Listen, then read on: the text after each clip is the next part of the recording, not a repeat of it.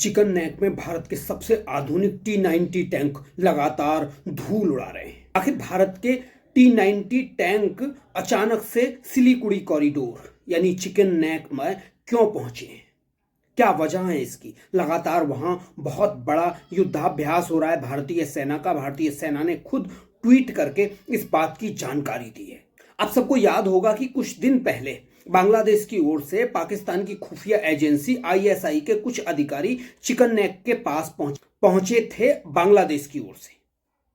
भारत की खुफिया एजेंसी उन पाकिस्तानी अधिकारियों पर पल पल की नजर रख रही थी। अब भारतीय सेना चिकन नेक पर अपनी आर्टिलरी यानी कि भारी आर्टिलरी के जरिए वहां बहुत बड़ा युद्धाभ्यास कर रही है पिछले काफी समय से।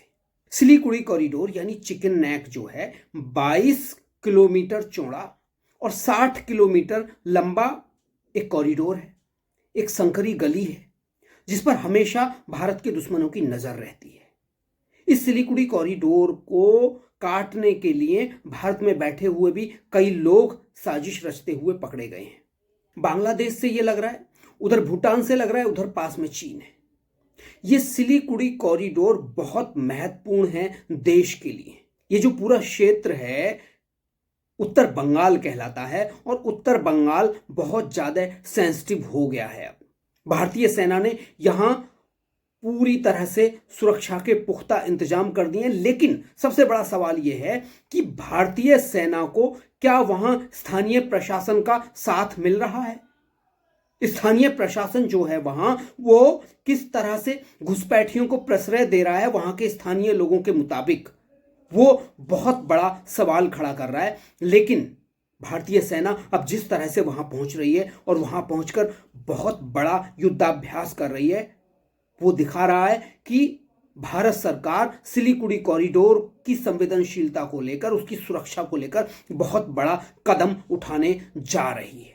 जी हां, सेना की त्रिशक्ति कोर ने सिक्किम और सिलीगुड़ी कॉरिडोर की सुरक्षा मजबूत करने के लिए 1 महीने तक ऊंचाई वाले क्षेत्र में लाइव फायरिंग अभ्यास किया है। इस दौरान सेना ने T-90 टैंकों की शक्ति को उस क्षेत्र में परखा है जो ऊंचाई वाले क्षेत्र हैं। आपको बता दें कि सिलीगुड़ी कॉरिडोर रणनीतिक रूप से बहुत महत्वपूर्ण है। इसे चिकन नेक के नाम से जाना जाता है। यह कॉरिडोर पूर्वोत्तर भारत के 7 राज्यों को शेष भारत से जोड़ता आया है। रक्षा मंत्रालय के PRO ने एक बयान जारी करके कहा है कि T-90 टैंकों के साथ 1 महीने तक चलने वाला लाइव फायरिंग अभ्यास आयोजित किया गया है। इस अभ्यास का मुख्य उद्देश्य सेना की युद्ध क्षमता को और मजबूत करना, साथ ही बख्तरबंद युद्ध रणनीति को परखना है। इस दौरान सेना ने आधुनिक हथियारों और तकनीकी के साथ अभ्यास किया है। अब दोस्तों आपको बताते हैं कि ये जो T-90 टैंक हैं ये कितने खतरनाक हैं और भारत वहां T-90 टैंकों को क्यों लेकर गया है, क्या वजह है इसकी। T-90 टैंक भारतीय सेना के अत्याधुनिक मुख्य युद्धक टैंकों में से एक है। यह उन्नत फायर कंट्रोल सिस्टम और मजबूत सुरक्षा क्षमताओं से लैस हैं।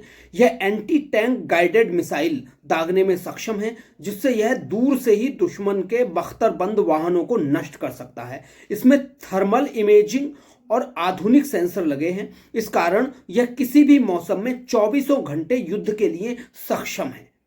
यानी कि बारिश हो, धुआं हो, आंधी हो, आग हो, हर मौसम में यह टैंक युद्ध लड़ने के लिए तैयार रहने वाला टैंक है।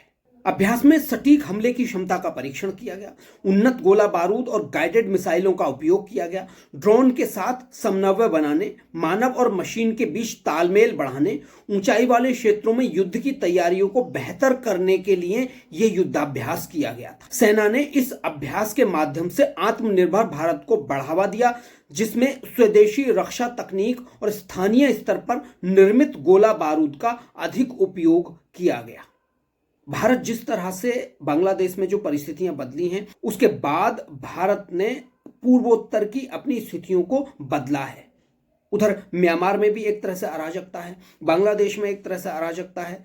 तो इन अराजकताओं की वजह से म्यांमार में अराकान आर्मी से लेकर और तमाम जो कॉन्फ्लिक्ट खड़े हो रहे हैं, उसकी वजह से ये होता है कि हमारे जो दुश्मन देश हैं वो किसी ना किसी तरह से वहां हथियार पहुंचाकर और जो अलगाववादी गुट हैं उनको सक्रिय करने की भूमिका निभा सकते हैं। बांग्लादेश की ओर से भी ये हो सकता है, कुछ भी हो सकता है। जिस तरह से बांग्लादेश की सेना ने पाकिस्तानी आर्मी यानी खुफिया एजेंसी के अधिकारियों को सिलीगुड़ी कॉरिडोर के पास बुलाया, उससे एहसास हो गया कि बांग्लादेश कुछ भी कर सकता है।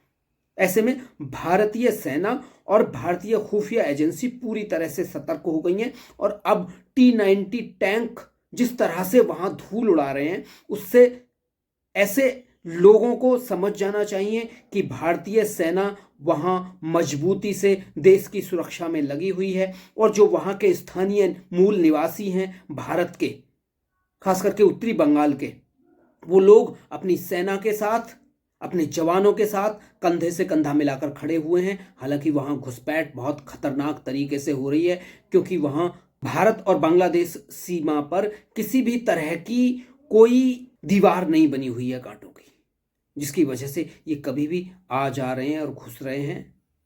ऐसे में इन अपराधियों को पकड़ने के लिए भारत को और ज्यादा सख्ती की जरूरत है आने वाले। तो दोस्तों, आपको क्या कहना है, आप भी बताइए। आज के लिए इतना ही। नमस्कार, जय हिंद।